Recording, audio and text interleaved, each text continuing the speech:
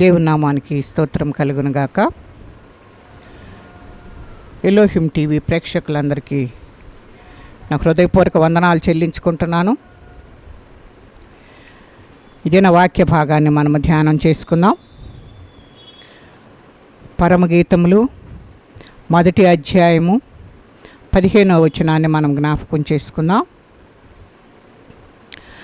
నా ప్రియురాలా, నీవు సుందరివి, నీవు సుందరివి, నీ కన్నులు గువ్వ కండ్లు. చిన్న ప్రార్థన చేసుకుందాం. పరిశుద్ధుడా, ప్రేమ కలిగిన తండ్రి, నీకు వందనాలు. ఈ దినం కొరకై నీకు స్తోత్రాలు చెల్లిస్తున్నాము నాయన. వాక్యము మీదై ఉన్నది, వినివారు నీ బిడ్డలై ఉన్నారు. చెప్పుచున్నా నా నోటికి బోరగా ఉండి వాక్యమును ప్రత్యక్షత గల ఆత్మను మీరు దయచేయండి. వివరించుటకు కావలసిన కృపను మీరు విడుదల చేయండి. ఆత్మదేవా, మీ సహాయమును వేడుకుంటున్నాం. మాట్లాడినప్పుడు నాయన మీ మాటలు నా నోట ఉంచి నీ కృపతో నన్ను బలపరిచి నాయన, వినువారి హృదయములు తెరిచి వాక్యానుసారముగా మేమందరము జీవించుటకు కావలసిన కృపను మీరు విడుదల చేయమని, సమస్త జ్ఞానమునకు మించిన మీ సమాధానము మా కుటుంబాల్లో దయచేయమని యేసు పరిశుద్ధ నామమును అడిగి వేడుకుంటున్నాం తండ్రి, ఆమేన్. దేవుని నామానికి స్తోత్రం కలుగునుగాక. ఇది నా వాక్య భాగంగా అంశం ఏంటి అనంటే గువ్వ నేత్రముల వర్ణనను గురించి మనము ఈరోజు జ్ఞాపకం చేసుకుందాం. జీవము గల దేవుని యొక్క కృప మనందరికీ సమృద్ధిగా కురియునుగా కానీ దేవుని సన్నిధిలో వేడుకుంటున్నాను. పరమగీతము అను శ్రేష్టమైన గ్రంథాన్ని గురించి మనము కొన్ని మాసములుగా ధ్యానిస్తూ ఉన్నాం. 1వ అధ్యాయము మొదటి 14 వచనాలను ఇంతకుముందే మనము ధ్యానం చేసుకున్నాం. అలాగుననే 15వ వచనంలో కూడా కొంత భాగాన్ని తెలుసుకున్నాం. ఈ దినము పరంగీతములు 1:15లో ఇంకా కొంత నేర్చుకుందాం. ఈ వచన భాగంలో మనకు అనేకమైన ఆధ్యాత్మికమైన పాఠాలు మనకు నేర్పుతున్నట్లుగా మనము చూస్తూ ఉన్నాం. నా ప్రియురాలా, నీవు సుందరివి, నీవు సుందరివి, నీ నేత్రములు గోవ నేత్రములు. ఈ పరమగీతములోని ఒక్కొక్క వచనమును దాని భావంను మనము ధ్యానం చేసుకుంటూ ఉన్నాం. ఈ ధ్యానములన్నీ కూడా రక్షించబడిన వారు రాకడకు సిద్ధపడుటకే సహాయముగా ఉండునని మనం నమ్ముచున్నాను.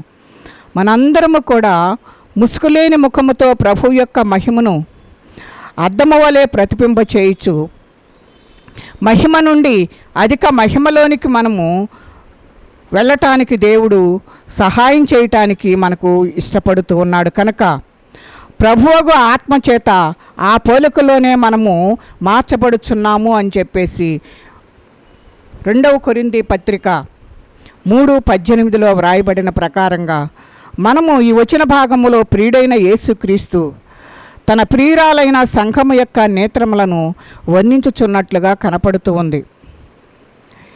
ఈ క్రైస్తవ సంఘము యొక్క నేత్రములను గువ్వ నేత్రములుగా వర్ణింపబడుచున్నవి. కనుక ఈ సందర్భముగా ఒక వచనం మనం చెప్పుకోవాలి. అది ఏంటి అని అంటే, యేసుక్రీస్తు నేత్రముల వర్ణన చూస్తే పరంగీతములు 5:12లో అతని నేత్రములు నదీ తీరములందుండు గువ్వ వలె కనబడుచున్నవని అక్కడ వాక్య భాగములో వ్రాయబడినట్లుగా చూస్తూ ఉన్నాం.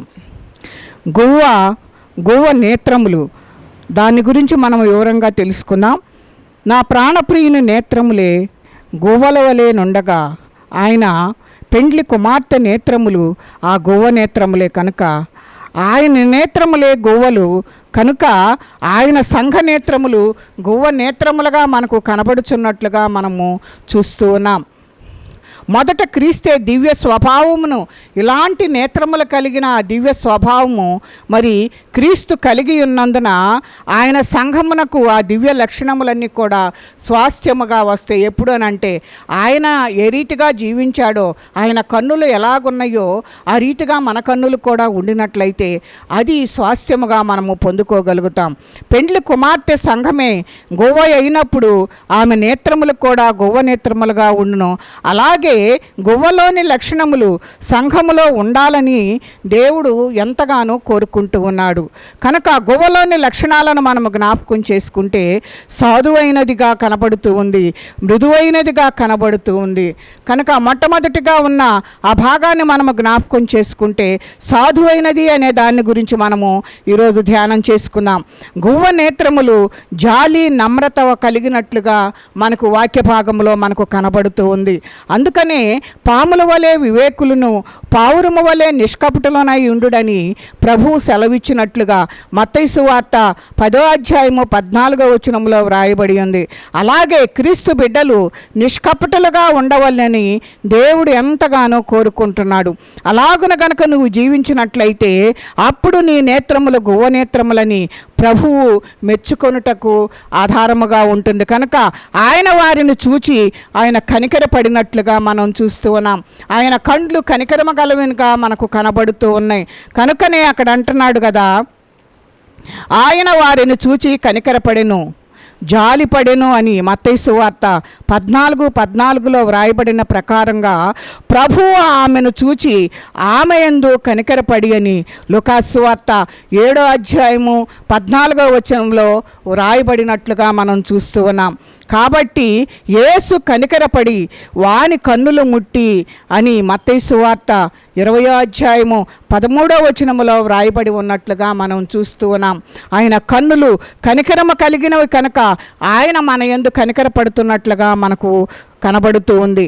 ఆయన కనికరపడి చెయ్యి చాపి వాణ్ణి ముట్టి నాకిష్టమే నీవు శుద్ధుడవు కమ్మని వానితో చెప్పినట్లుగా మార్కు సువార్త 1వ అధ్యాయము 41వ వచనములో వ్రాయబడి ఉంది. కనుక మనము జ్ఞాపకం చేసుకునేది ఏంటి అని అంటే ఆయన కండ్లు ఎలా ఉంటున్నాయి అంటే నిన్ను నన్ను చూచినప్పుడు కనికరపడేవిగా ఉన్నట్లుగా మనము ఈ వాక్య భాగములన్నిటిని బట్టి మనము చూస్తూ ఉన్నాం. కనుక యేసు చూచి కలవరపడి ఆత్మలో మూలుగుచ్చు అని మరి లాజరు సమాధి యొద్ద మనము యోహాను సువార్త 11:33 నుంచి 35లో మనము చూసినట్లయితే దేవుడు లాజరు సమాధి యొద్దకు వెళ్ళి ఆయన కలవరపడ్డట్టుగా మనం చూస్తూ ఉన్నాం.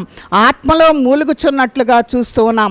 మన పరిస్థితులను బట్టి ఆయన జాలిపడే దేవుడుగా ఉన్నట్లుగా మనము చూస్తూ ఉన్నాం. కాబట్టి మీ తండ్రి కనికరమ గలవాడై ఉన్నట్లు మీరును కనికరమ గలవారై ఉండుడని లూకాసు సువార్త 6వ అధ్యాయము 36వ వచనములో వ్రాయబడి ఉంది. కనుక ఆ ప్రకారముగా మనము ఈ నేత్రములు కలిగి ఉన్నామా లేదా అనేది మనము పరీక్ష చేసుకునవలసిన వారమై ఉన్నాం. మన కన్నులు ఎలాంటి పరిస్థితులు కలిగి ఉంటున్నాయి, ఇలాంటి పరిస్థితులు మనము చూసినప్పుడు మరి దేవుడు ఏ రీతిగా మానవులమైన మన మీద కనికరపడుతూ ఉన్నాడో మనము కూడా ఈ లోకంలో జీవిస్తున్నప్పుడు మరి అనేక మంది ప్రజలు అనేకమైన పరిస్థితులు కలిగి ఉంటున్నప్పుడు వారిపై మరి జాలి కరుణ మనము కలిగి ఉంటున్నామా లేదా మన జీవితాలను మనం ఒకసారి పరీక్ష చేసుకోవాలి అని చెప్పేసి ఈ కన్నులను గురించి ఈ కనికరపడే కన్నులను గురించి దేవుడు మనకు మరి సెలవిస్తూ ఉన్నాడు. కనుక అట్టి స్థితిని మనము కలిగి ఉందామని దేవుని యొక్క వాక్యం ద్వారా మిమ్మలను హెచ్చరిక చేస్తూ ఉన్నాను. రెండవదిగా చూస్తే గువ్వ నేత్రములు చెడుగు తట్టు ఆకర్షించబడవు. కనుక మనము ఇంతకు ముందు కాకి పావురమును నోవహు ఓడలో చూసుకున్నాము కదా ఇంతకు ముందే. కనుక ఆ కాకి ఇటు అటు తిరుగుతూ ఉన్నట్లుగా మనకు కనబడుతుంది. ఈ వాక్య భాగాన్ని ఆధారంగా చేసుకుని ఒక పాటను మనము పాడుకుందాం. నోవహు ఓడనే సంఘములో 2 పక్షులు నీకు నాకు గురుతుగా ఉన్నాయి. మాట వినిన పావురంలో బడని కాకియు ఆ సంఘములో విశ్వాసులైనాయి. ఈ సంఘములో కూర్చుని ఉన్నాయి. యేసుక్రీస్తును మందిరములో 2 పక్షులు నీకు నాకు గురుతుగా ఉన్నాయి. గురుతు తెమ్మని నోవాహు పంపాడు విలువైన కాకిని. దైవజనుని మాటే మరచి లోకమును ప్రేమించి ఇటు అటు తిరుగుచుండెనా కాకి. సంఘములో ఉన్న నీవు పాపముపై ఆశతో సంఘములో ఉన్న మనము పాపముపై ఆశతో అటు ఇటు తిరుగుచున్నా భక్తి లేని కాకివా, ఇటు అటు తిరుగుచున్నా భక్తి లేని కాకివా, నీవు కాకివా పావురానివా, నీవు కాకివా పావురానివా. నోవాహు ఓడని సంఘములో 2 పక్షులు నీకు నాకు గురుతుగా ఉన్నాయి. గురుతు తెమ్మని నోవాహు పంపాడు నల్లని పావురమును. ఓడను మరచిపోక కాళ్ళు నిలుపు స్థలము లేక, ఓడ మరచిపోక కాళ్ళు నిలుపు స్థలము లేక మరలు తిరిగి వచ్చిన పావురము. సంఘములో ఉన్న నీవు పరిశుద్ధత కాంక్షతో, సంఘములో ఉన్న మనము పరిశుద్ధత కాంక్షతో లోకమునకు వేరుగా ఉన్న భక్తి పావురానివా, లోకమునకు వేరుగున్న భక్తి పావురానివా, పావురానివా నీవు కాకివా, నీవు కాకివా పావురానివా. నోవాహు ఓడని సంఘములో 2 పక్షులు నీకు నాకు గురుతుగా ఉన్నాయి. మాట వినిన పావురం లోబడని కాకియు ఆ సంఘములో విశ్వాసులైనాయి. ఈ సంఘములో కూర్చుని ఉన్నాయి, ఇక్కడ కూడా చాలా ఉన్నాయి. చప్పట్లు బాగా కొడుతూ ఉన్నాయి, ముందుకు వెనక్కి ఊగుతూ ఉన్నాయి. 2 కాకులు నవ్వుతూ ఉన్నాయి. యేసుక్రీస్తు మందిరములో 2 పక్షులు నీకు నాకు గురుతుగా ఉన్నాయి. యేసుక్రీస్తు మందిరములో 2 పక్షులు నీకు నాకు గురుతుగా ఉన్నాయి. హల్లెలూయా. దేవుని నామానికి స్తోత్రం కలుగునుగాక.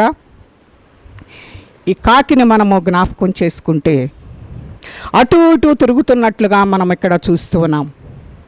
ఇది సాతాను తిరుగులాటగా మనకు కనబడుతూ ఉంది. యోబు గ్రంథం 1వ అధ్యాయము 7వ వచనమున మనం జ్ఞాపకం చేసుకుంటే, యెహోవా నువ్వెక్కడి నుండి వచ్చితవని వానిని అడుగగా అపవాది భూమి మీద ఇటు అటు తిరుగులాడుచు అందులో సంచరించుచూ వచ్చినని యెహోవాకు ప్రత్యుత్తరం ఇచ్చినట్లుగా మనము ఇక్కడ ఈ వాక్య భాగంలో మనము చూస్తూ ఉన్నాం. కనుక సాతాను యొక్క పరిస్థితులు ఏంటి అని అంటే అది ఎప్పుడు కూడా లోకము వైపు అటు ఇటు తిరుగుచున్నట్లుగా మనకు కనబడుతూ ఉంది. మన జీవితాలు కూడాను ఈ లోకము వైపుకి అటు ఇటు తిరిగే పరిస్థితుల్లో మనం ఉండకూడదు, కానీ దేవుని మందిరంలో మనము స్థిరపడిన వారిగా దేవునితో సహవాసం చేసేవారిగా ఉండాలని దేవుని యొక్క వాక్యము మనకు హెచ్చరిక చేస్తూ ఉంది. కనుక మరి అక్కడ సాతానుడు ఏమంటున్నాడంటే, నేను అటు ఇటు తిరుగుతూ వచ్చానని చెప్పేసి దేవుని యొక్క వాక్యము మనకు హెచ్చరిక చేస్తూ ఉంది. కనుక మనందరము కూడా జ్ఞాపకం చేసుకోవాల్సింది ఏంటి అని అంటే, దేవుని సన్నిధిలో స్థిరులై మనము నిలబడాలని దేవుని యొక్క వాక్యము మనకు హెచ్చరిక చేస్తున్నట్లుగా మనము జ్ఞాపకం చేసుకోవాలని దేవుని యొక్క వాక్యము మనకు హెచ్చరిక చేస్తుంది. కనుక అందుకే భక్తుడైన దావీదు కీర్తనల గ్రంథం 24:4లో మనము జ్ఞాపకం చేసుకుంటే, వ్యర్థమైన దాని యందు మనసు పెట్టకయు కపటముగా ప్రమాణము చేయకయు నిర్దోషమైన చేతులను శుద్ధమైన హృదయమును కలిగి ఉండువాడే. మరి అలాంటి పరిస్థితి ఎవరికైతే ఉంటుందో యెహోవా వలన ఆశీర్వాదమునందునని దేవుని యొక్క వాక్యము మనకు హెచ్చరిక చేస్తున్నట్లుగా మనం చూస్తూ ఉన్నాం. తన రక్షకుడైన దేవుని వలన నీతిమత్వం అంది అని వ్రాయబడి ఉన్నట్లుగా దేవుని యొక్క వాక్యము మనకు హెచ్చరిక చేస్తుంది. అలాగే వ్యభిచారిని చూచి ఆచించు పాపము మానలేని కన్నులు గలవారును అస్థిరులైన వారి మనస్సులను మరులు కొల్పుచు లోభత్వమందు సాధకము చేయబడిన హృదయము గలవారును శాపగ్రస్తులనై ఉండి అని పేతురు పత్రికలో మనము ఈ వాక్య భాగాన్ని మనము చూస్తూ ఉన్నాం. కనుక అలాగుననే నా కన్నులతో నిబంధన చేసుకుంటుని కన్యకను నేను ఎలాగూ చూచుదునని యోబు గ్రంథం 31:1 వ్రాయబడి ఉన్నది. కనుక అలాగే వ్యర్థమైన వాటిని చూడకుండా నా కళ్ళను త్రిప్పివేయము, నీ మార్గములో నడుచుకొనుటకు నన్ను బ్రతికింపుము అని కీర్తనల గ్రంథం 119:37 వ్రాయబడిన ప్రకారముగా క్రీస్తునందు మనము ఈ స్థితిలో మనము కలిగి ఉండాలి అని చెప్పేసి దేవుని యొక్క వాక్యము మనకు హెచ్చరిక చేస్తుంది. కనుక పావురము వలె మరి జ్ఞాపకం చేసుకుంటే కాకి అటు ఇటు తిరుగుతుంది, కానీ ఓడను జ్ఞాపకం చేసుకోవటం లేదు. ఓడలో తనను ఎవరైతే తనను తీసుకొచ్చారో వారిని జ్ఞాపకం చేసుకోకుండా లోకము మీద ఉన్న దానిని, ఆ వ్యర్థమైన దానిని చూసి ఆ కాకి అటు ఇటు తిరుగుతూ మరి ఓడలోనికి మరలా రాకుండా ఉన్నట్లుగా మనము చూస్తూ ఉన్నాం. పావురాన్ని మనము జ్ఞాపకం చేసుకుంటే మనము పావురము వలె ఉండాలని దేవుడు కోరుకుంటున్నాడు. కాలు మోపుటకు స్థలము లేకుండా ఉన్నందువలన దానికి ఆ అపవిత్రమైన వాటిపైన తన కాలు కూడా మోపటానికి ఇష్టపడక తిరిగి మరలా నోవహు దగ్గరకు వచ్చినట్లుగా బైబిల్ గ్రంథంలో మనము చూస్తూ ఉన్నాం. కనుక క్రీస్తునందు ప్రియమైన వారలారా, నీ నేత్రములు గువ్వ నేత్రములే లేక కాకి నేత్రములా అని మనం ఒకసారి జ్ఞాపకం చేసుకోవాలని దేవుని యొక్క వాక్యము మనకు హెచ్చరిక చేస్తుంది. పాపమున మానలేని కన్నులా లేక పాపమును అసహించుకొని కన్నులా మనమందరము కూడా ఆలోచించుకోవాలి. వ్యర్థమైన దాని కొరకు కాకి మరి అన్ని ప్రదేశములను తిరుగుతూ చూస్తూ ఉంది, కానీ మరి పావురమైతే ఏం చేసింది అని అంటే కాలు మోపుటకు అక్కడ తనకి ఇష్టపడక ఆ యొక్క వ్యర్థమైన దాని వైపు వెళ్ళక మరలా తిరిగి ఓడకు చేరినట్లుగా మనము చూస్తూ ఉన్నాం. కనుక మనము కాకి నేత్రములుగా కాక పావురపు నేత్రములను మనము కలిగి ఉండాలి అని చెప్పేసి దేవుని యొక్క వాక్యము మనకు హెచ్చరిక చేస్తుంది. కనుక మూడవదిగా మనము జ్ఞాపకం చేసుకుంటే గువ్వలు బలిని సూచించుచున్నట్లుగా మనకు ఇక్కడ కనబడుతూ ఉంది. గొర్రె పిల్లను తేజాలని పక్షమున గువ్వల జతను తేవలెనని సంఖ్యాకాండం 6:10 వ్రాయబడినట్లుగా 8వ దినమున అతడు 2 తెల్ల గువ్వలనైనను 2 పావురపు పిల్లలనైనను ప్రత్యక్షపు గుడారము యొక్క ద్వారమునొద్దనున్న యాజకుని యొద్దకు తేవలనని వ్రాయబడి ఉన్నట్లుగా లేవీకాండం 1:14 వ్రాయబడి ఉన్నట్లుగా అతడు యెహోవాకు దహనబలిగా అర్పించున్నది పక్షిజాతిలోనిది అయిన ఎడల తెల్ల గువ్వలలో నుండి కానీ పావురపు పిల్లలలో నుండి కానీ తేవలనని వాక్య భాగంలో మనము చూస్తూ ఉన్నాం. అలాగే కుమారుని కొరకే కానీ కుమార్తె కొరకే కానీ ఆమె శుద్ధ దినములు సంపూర్తి అయిన తరువాత ఆమె దహన బలిగా 1 ఏడాది గొర్రె పిల్లను, పాప పరిహారార్థ బలిగా 1 పావురపు పిల్లనైనను తెల్ల గువ్వనైనను ప్రత్యక్షపు గుడారము యొక్క ద్వారమున యాజకుని యొద్దకు తీసుకొని రావాలని చెప్పేసి మరి బైబిల్ గ్రంథంలో వ్రాయబడినట్లుగా మనం చూస్తూ ఉన్నాం.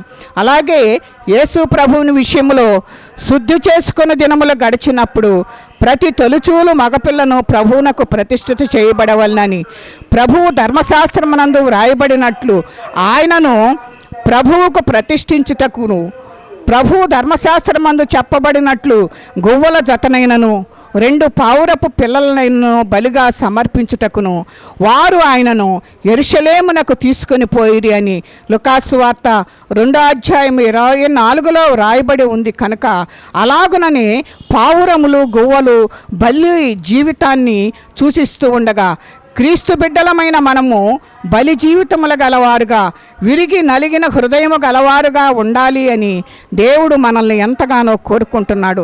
తన ప్రాణప్రియుడైన యేసు కొరకు బలియగుటకు వెనుదీయకుండా ఉండాలి అని చెప్పేసి రోమాపత్రిక 8:34 మనకు వ్రాయబడి ఉంది. కనుక ఇలాంటి వారు క్రీస్తు అను తన పెండ్లి కుమారుని కొరకు ఎదురు చూచుచుందురు. కనుక యెహోవా కొరకు ఎదురు చూచువారు నూతన బలము పొందుదురు, వారి పక్షిరాజు వలె రెక్కలు చాపి పైకెగురుదురు అని యెషయా గ్రంథం 40:31 వ్రాయబడిన ప్రకారముగా ఆహా, గువ్వల వలె నాకు రెక్కలున్న ఎడల నేను ఎగిరిపోయి నెమ్మదిగా ఉందునే అని భక్తుడైన దావీదు కూడా కీర్తనల గ్రంథం 55:6 మరి మాట్లాడుచూ ఉన్నాడు. కనుక మనము కూడా ఏం చేయాలి అని అంటే బలికి ఆ గువ్వలు ఏ రీతిగా మరి సిద్ధపడుతూ ఉన్నాయో మన జీవితాలను కూడా దేవునికి బలిగా అర్పించుటకు సిద్ధపడి ఉండాలని ఈ వాక్య భాగం ద్వారా దేవుడు మనకు హెచ్చరిక చేస్తూ ఉన్నాడు. 4వదిగా చూస్తే, గువ్వ నేత్రములు గలవారు మేఘము వలె నుండి గోళ్లకు ఎగసిపోవునదురాగా మనము కనపడుతూ ఉంది. మేఘము వలెను ఎగయి గువ్వ వలెను గోళ్లకు ఎగసివచ్చు వీరెవరు అని యెషయా గ్రంథం 60:8 వ్రాయబడి ఉంది. మేఘము మహిమను సూచిస్తూ ఉంది కనుక గువ్వ రంగు మేఘము వలె ఉండును. అది మహిమ రంగు కనుక ఆ దానికి మహిమ సంఘమని పేరుగా మనము చూస్తూ ఉన్నాం. మరియు ఆమె ధరించుకొనుటకు ప్రకాశములను నిర్మలమును అయిన సన్నపు నారబట్టలు ఆమెకి ఇయ్యబడెను. అవి పరిశుద్ధ నీతి క్రియలని ప్రకటన గ్రంథం 19:8 వ్రాయబడి ఉన్న ప్రకారముగా పరలోకము వైపు చూచు కన్నులు తమ గోళ్ల వైపు చూచు కన్నులుగా మనకు కనబడుతూ ఉన్నాయి. గువ్వనేత్రములు హెబ్రీ పత్రిక 11:10 పునాదులు గల పట్టణము కొరకు అబ్రహాము ఎదురు చూచుచుండెను. అలాగననే 11:15 కూడా వారు ఏ దేశము నుండి వచ్చిరో ఆ దేశమును జ్ఞాపకం ఉంచుకొనుచున్న ఎడల మరలా వెలుటకు వారికి వీలు కలిగి ఉండును. అయితే వారు మరి శ్రేష్టమైన దేశమును అనగా పరలోక సంబంధమైన దేశమును కోరుచున్నారు. అందుచేత తాను వారి దేవుణ్ణని అనిపించుకొనుటకు వారిని గూర్చి సిగ్గుపడడు. ఏలయనగా ఆయన వారి కొరకు ఒక పట్టణమును సిద్ధపరిచి ఉన్నారు. అదే ఆ పరలోక పట్టణం. ఆ పరలోక పట్టణమే ఆ గూళ్ళు కనుక నీ నేత్రములు గువ్వ నేత్రముల వలె నున్నవా? జాలిగల చూపులు, పాపమును అసహించుకొను చూపులు, పరలోకము వైపు చూపులు గల గువ్వ నేత్రముల గలవారమై ప్రభువు 2వ రాకడ కొరకు మనము ఎదురు చూచేవారిగా ఉండాలని దేవుని యొక్క వాక్యము మనకు హెచ్చరిక చేస్తుంది. అబ్రహాము పునాదులు గల పట్టణము కొరకు ఎదురు చూస్తున్నట్లుగా మనము చూస్తున్నాం. అలాగనే నీవు నేను కూడాను ఆ పరలోక పట్టణంలోనికి ఆ గూళ్ళు అక్కడ ఉన్నవి కనుక వాటి కొరకు మనమందరము కూడా సిద్ధపడాలని, ఆయన 2వ రాకడలో మనందరము ఎత్తబడే గుంపులో ఉంటే మరి ఆ పరలోక పట్టణమునకు ఆ గూళ్ళలోనికి మనము చేరటానికి అవకాశం ఉంటుంది కనుక మనందరము కూడా అట్టి సిద్ధపాటు కలిగి ఉండాలని దేవుడు మనకు హెచ్చరిక చేస్తూ ఉండగా అట్టి కృపా పరిశుద్ధాత్మ దేవుడు మనకు తోడై ఉండి నడిపించునుగాక. దేవుడి కొద్ది మాటలు మన వినికిడిలో దీవించి ఆశీర్వదించునుగాక. చిన్న ప్రార్థన చేసుకుందాం.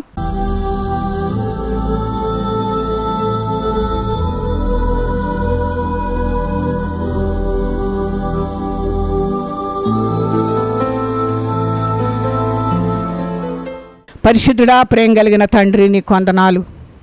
ఈ దినము కొరకై స్తోత్రాలు. మీరు ఇచ్చిన ప్రభా వాక్యమును బట్టి నీకు స్తోత్రములు చెల్లిస్తున్నాం. నీ మాటలను మేము వినియున్నాం ప్రభా.